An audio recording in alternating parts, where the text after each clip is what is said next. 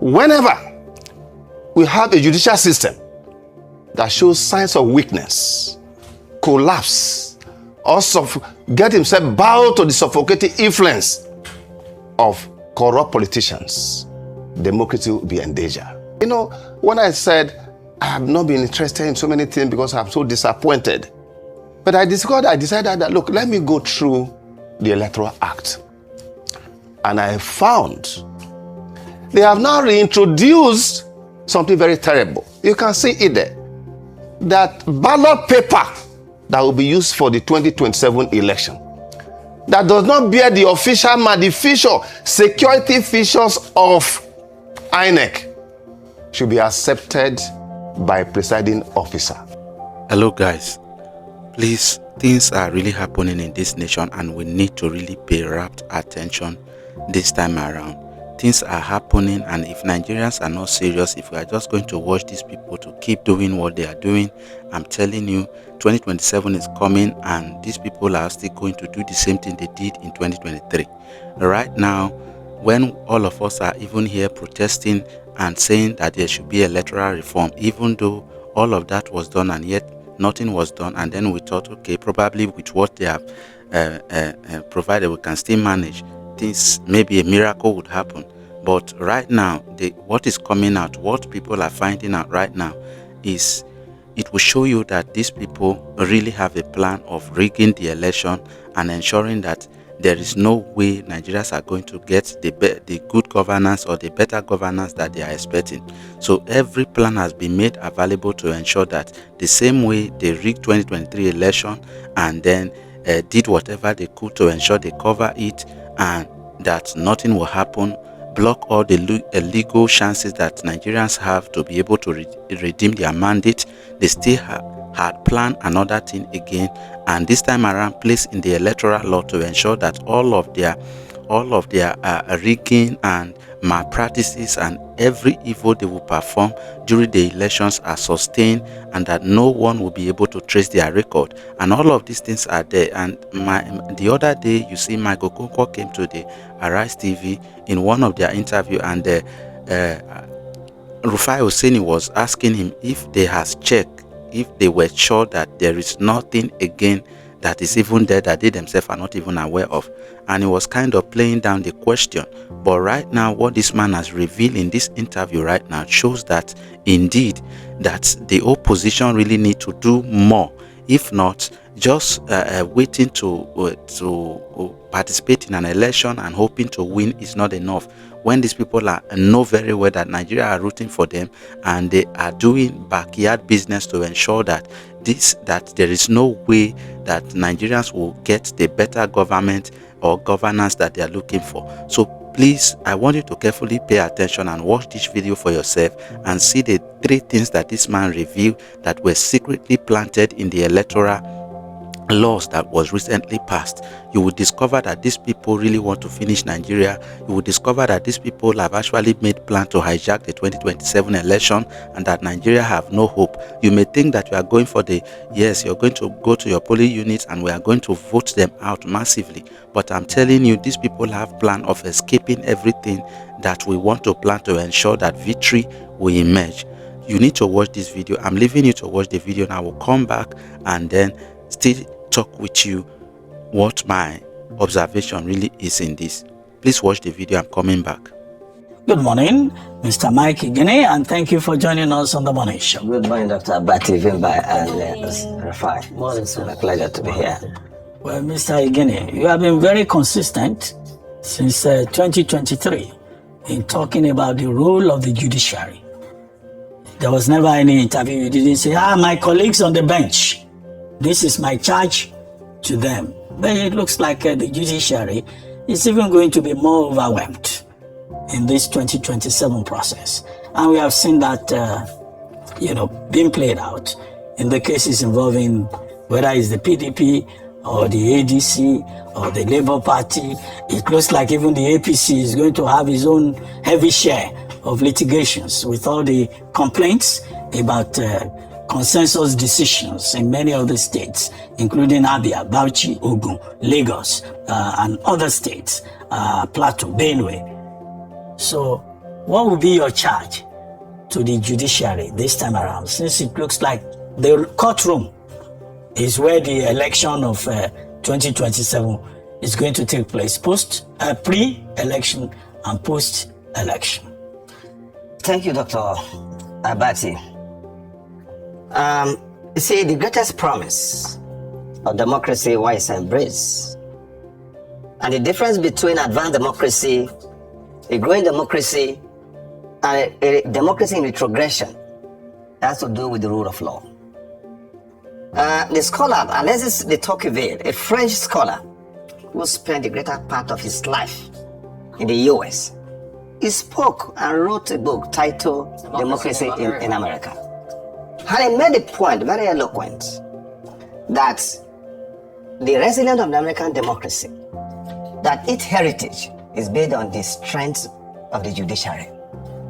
And so, in all jurisdictions around the world, whether, particularly in our country, the institution of representative democracy will have a whole future in our country, will be predicated on the rule of the judiciary. Now that elections that ought to have been conducted, determined finally and conclusively at the level of polling unit, are now being determined by the courts, which of course has led to what Jonathan Sumption, the retired Supreme Court Justice of England, described as the expanding empire of the courts. The courts in Nigeria are now being asked to answer political questions rather than legal questions. And whenever courts of law are now made to answer political questions instead of legal questions, who should be a candidate, who should be a secretary of a party, who should be a chairman, the tendency is that the judiciary will be vulnerable.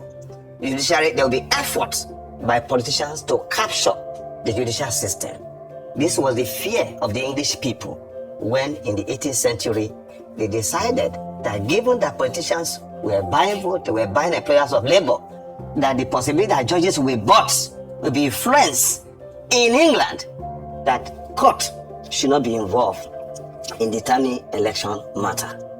That was the history. And so, it's a sad reality. And so, the point is that whenever we have a judicial system that shows signs of weakness, collapse, also get himself bound to the suffocating influence of corrupt politicians, democracy will be in danger.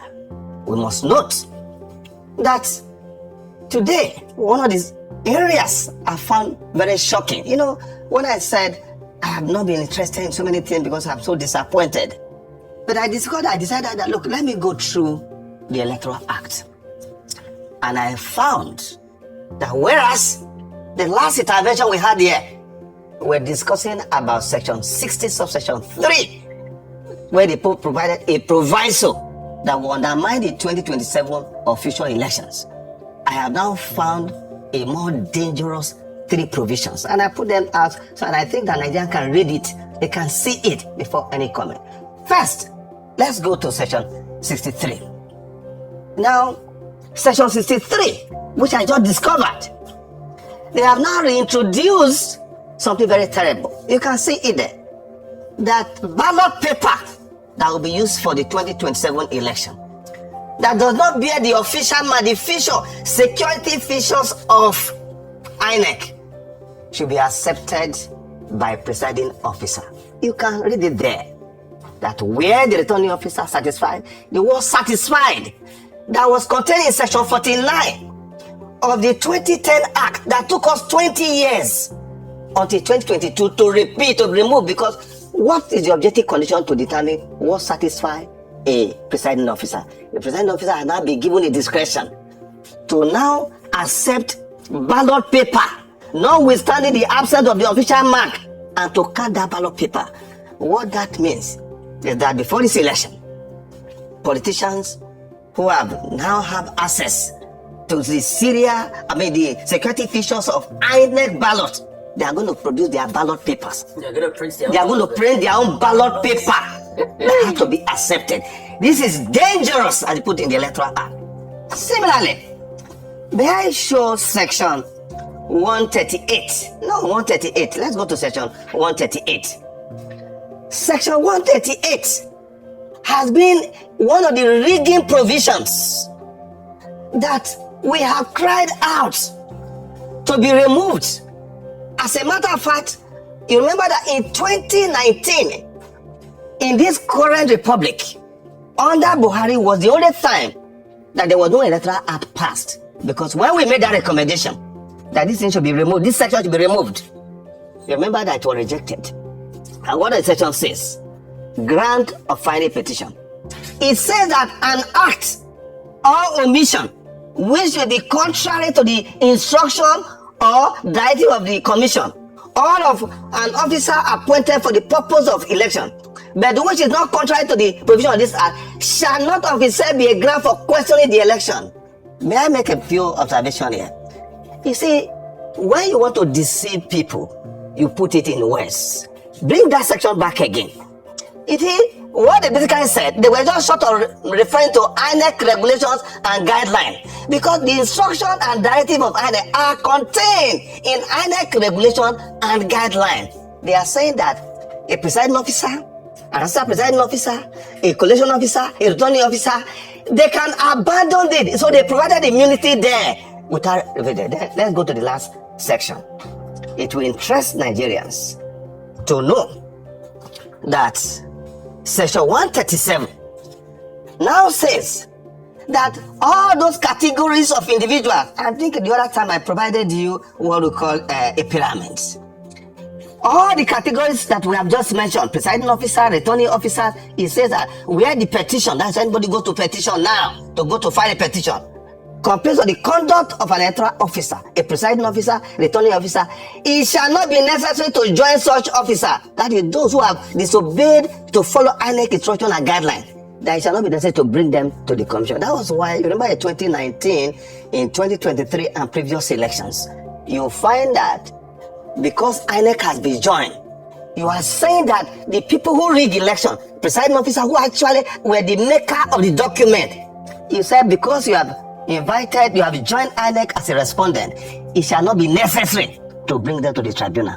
Meanwhile, the courts have always complained about what we call dumping of documents, that petitioners should come and call for oral evidence. To deal with that, under Section 137 in the 2022 Act, a new law was put in there to the effect that if document, because you remember that in the 2023 election, there were results, about 18,000 in different parts of the different, where they had different numbers of result sheets that were mutilated. You could not read them, but votes were attributed to them. But they were certified by our commission. They were taken to court. You remember that when the director of our commission, who unfairly was brought to speak to document he did not make, he was not able to read them. Yet the court will now propose under the 2022 Act that have now been removed, to the effect that once there's a complaint about non-compliance to the due process, to the extent that the document is before the court, certified as INEC document, it shall not be necessary to call oral evidence because of the fact that most of the presiding officer will not be around. Dr. Abati, as we speak, this provision that I have applied, particularly, it means that at the level of the balloting, it has been sabotaged to the extent that ballot papers, you cannot going to have ballot box stuffing. People are going to produce their ballot paper. Remember, in 2019, in 2 states, one in the southeast, one in the south, some unscrupulous members of our commission gave the serial number, gave the security features of ballot papers to politicians. And when INEC, in the case of Imo State, went to the court to say that this document, result sheet, is not our document, but guess what? The court, tribunal, upheld a forged document.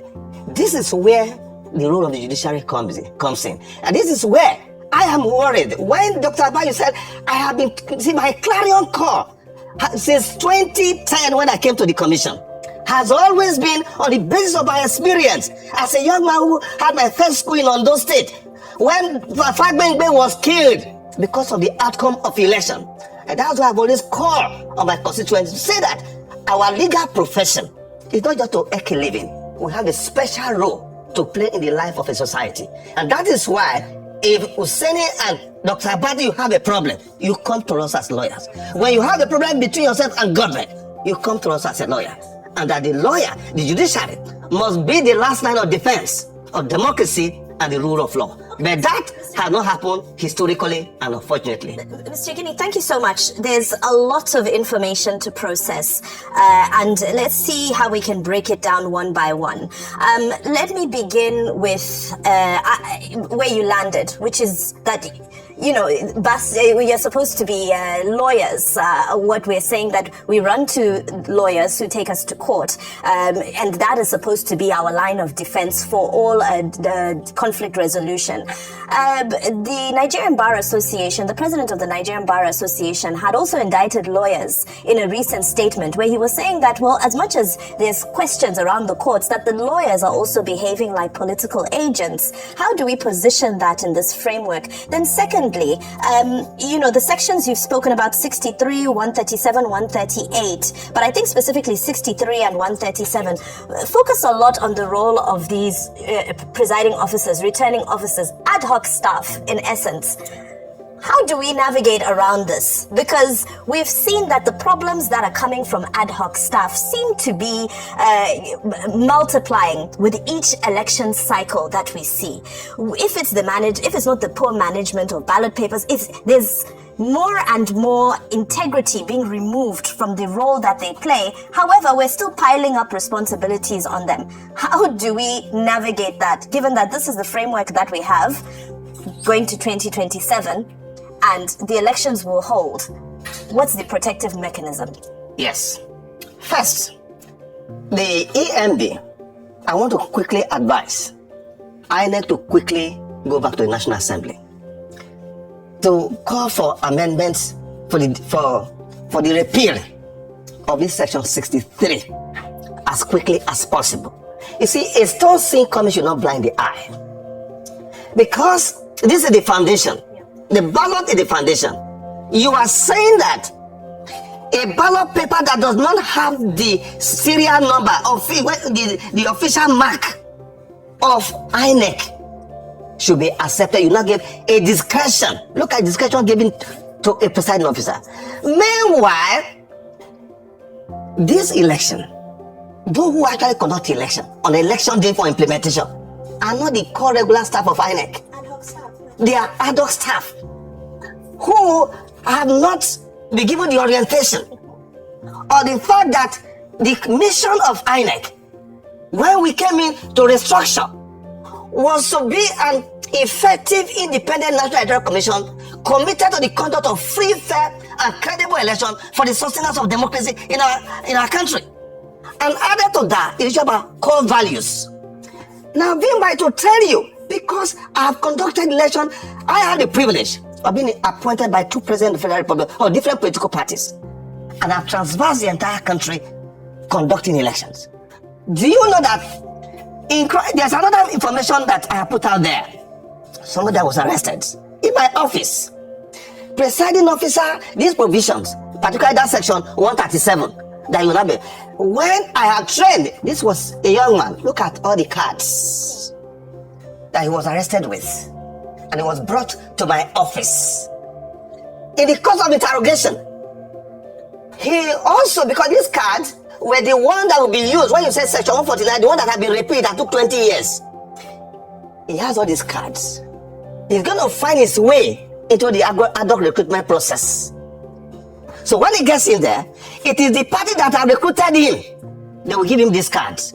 Because the old section says that if the presiding officer is satisfied that the person before him is the rightful person, he shall tick the register of voters. So he has already cards to do that. Similarly, with respect to presiding officers, do you know that when I had trained people on a Wednesday for the 2019 election, for Saturday election, politicians went to share money for presiding officer, dollars. If I were looking for the picture of that to also put it on the table, dollars. Some of them came to me. What did they tell me? They said, when I said, I train you people, and I said, some of you will be arrested if you don't observe the highest principle of ethical standard. I was told that they pointed out to them this section that nothing will happen to them. They will not be invited to tribunal. So this provision we are seeing here, immunity has been provided for them. You rig election, you will not be invited. They said any instruction of INEC, you cannot obey it. Nothing will happen to you. This is what they are going to do to train them. Now, the reason why I'm now referring or now asking my constituency to stand tall is the fact that in the final analysis, these matters will be taken to the court. We expect what we call a purposive interpretation, because every provision of the law that we have made proposal to change was on account of a mischief that we have found over time. It is now the duty of the court to advance the remedy that we have proffered and suppress the mischief. That has not been happening at the level of the court. This is the problem that we have, and that had to be solved. And so we are going to 2027 election. You already have provision that will undermine the entire elections, because INEC chairman, National Commissioner, Rex, EO, they are not going to be involved. On that day, they are merely supervisors. From the level of supervising presiding officers, who are members of the federal agencies, down to the returning officers. They are people taken from federal agencies. And before that election, they are going to infiltrate all the federal agencies, all the agencies are going to do. And so on that day, you find out that people who are seated at the polling unit, they are doing the wrong thing. And that is why the last point on this was that we now develop what we call the EMSC, the Election Monitoring Support Center, as well as the EOSC, Election Operation Support System. My conference room, we have tracking system. I will track you, and that equipment was given to the entire INEC offices. All the characters that we present against, sent to jail, some of our staff who were dismissed, it was on the basis of the tracking system that I sit in my office. I track whatever happened from one local government to the other. Okay, real quickly. It looks as though this law, as we speak today, is designed in such a way that the integrity of INEC is already destroyed leading up to this election. And it's a law that has been made to favor the political class, setting people in the political class. And with a law that constantly gives the presiding officers the power of discretion, where they will not be held accountable, our country is slipping into an abyss. The first question I'd like to ask you is, can you stake your money on the 2027 election? Because you've talked about this. I'm not sure INEC will go back and will get some amendment by the National Assembly. You know how much time it cost us to get this out? So probably be it. So now, can you stake your integrity on these elections? That's number one. Number two will be the case of the presiding officers. Correct me if I'm wrong. Which they normally filter in even from influences with the political class. There is no proper vetting. There is no proper understanding. And even with easy money, they can be swayed. So when we put such powers in the hands of people that we cannot hold accountable, it's not a big indictment on the election process. Profile. If these provisions, this 2026 Electoral Act, the provisions that I have identified are not repeated immediately, I want to say that the integrity of the 2027 election will be in flames. I say this because of my practical experience for 10 years and not 10 days of what I witnessed. Good laws, good processes that are not manned by men and women of integrity will not take a country anywhere.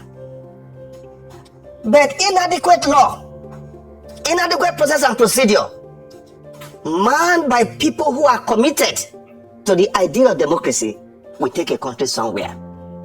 Election period is a moment where the integrity of institutions of states particularly those who are responsible for the management of election, because election is a period for the renewal of the journey of a society, for the renewal of policies. And so when you have, and you still have enough time to change this, and you fail to change it, it means that we have decided as a people to do the wrong thing. Because law is not only an instrument of distributive instrument, but it's also an expression of our collective values.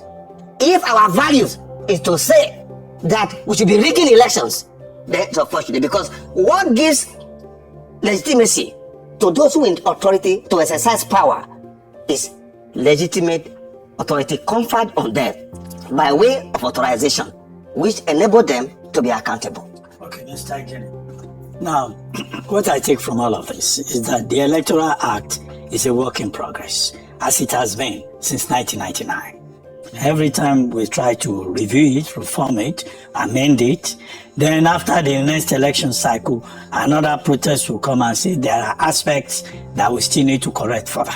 So it's an evolving document. However, you are not alone in questioning the Electoral Act 2026. You have identified sections 63, 137, 138. IPAC, the Inter-Party Advisory Council, has identified sections 63, 83, 87, and 84. Section 84. Now, just this week, Justice Alaba Jileye, who is the leading authority on electronic evidence, has written a piece on Section 47 on full digitalization as provided for in the Electoral 2026. And it says with regard to beavers, which the Electoral talks about in Section 47, that it is compulsory. It doesn't offer a hybrid situation that INEC can play around with. It's either you get the beavers in terms of recognition of candidates ready. You can't now say if beavers fails, you will now use manual accreditation, and that it is important that judiciary understands what the purview of the law is under that very foundational provision. The article is in This Day Lawyer this week. I think he has also written a bigger book on the whole of the Electoral Act. So the question I want to ask you is, okay, one, do you think there is still enough time with all these bodies and scholars, including yourself, saying this Electoral Act is defective? Do we still have time to amend it, to review it further, or we just run with it as it is and then worry about it after the 2027 cycle? And what will be the implication of that? Dr. Abati, why do somebody board a plane that we know is going to crash? You are convinced it's the not election necessary. is going to crash? I'm saying this because how long does it take to amend, identify isolated provisions? Section 63, that's the foundation of the election. The argument that it is what kind of work in progress? The 2022 Electoral Act is a retrogression. And that's why in my opening remarks, I made the point that what differentiates advanced democracy, a growing democracy, and a retrogressive democracy like ours is a question of rule of law. The law must be stable and be neutral. The sanctity of the law is what generates interest in electoral process and confidence. The sanctity of the law and procedure in terms of public perception of the institutions of states, that is what is required. Dr. Abati, you asked a question. What would my advice to Mr. President the last time I came here? And I said, Mr. President, having regard to the role you have played before, and that this piece of then was a bill, let them go thoroughly. I'm not too sure whether people have read this or whether it was the court of transition that became a problem. The last one here is this. When I talk about judiciary, it's a fact that the cases we have in court today are completely unnecessary, because Section 83, just like Decree number 13, Section 32 of 1983, that bar the courts from entertaining any matters. Dr. Abati, it was my colleague who have an unregistered body to went to truncate June 12. How can the other court to maintain status quo become order to remove antebellum? Or the one man called it Antebellum, all right? Bello. Antebellum, right? So why? How do we explain that the order to maintain status quo led to the removal of status quo? Of status quo. Removal. Okay. Do you that word not have meaning? Yes. All right. Maintain. Remove. All right, my people, you have watched the video. You have seen the extent to which the ruling party is going. The APC government is going to ensure that this 2027 election is rigged in their favor. You can see how they have manipulated even the electoral act to favor them, and also to ensure that those that will be used to rig this election cannot be prosecuted in the court of law. You can see how far these people are going.